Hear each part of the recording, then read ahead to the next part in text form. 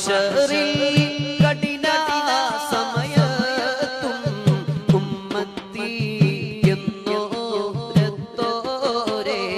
സല്ലല്ലാഹു അലാ മുഹമ്മദ് സല്ലല്ലാഹു അലൈഹി വസല്ലം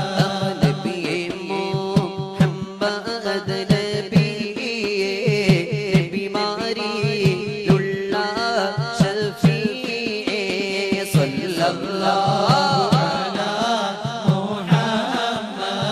സല്ലല്ലാഹു അലൈഹി വസല്ലം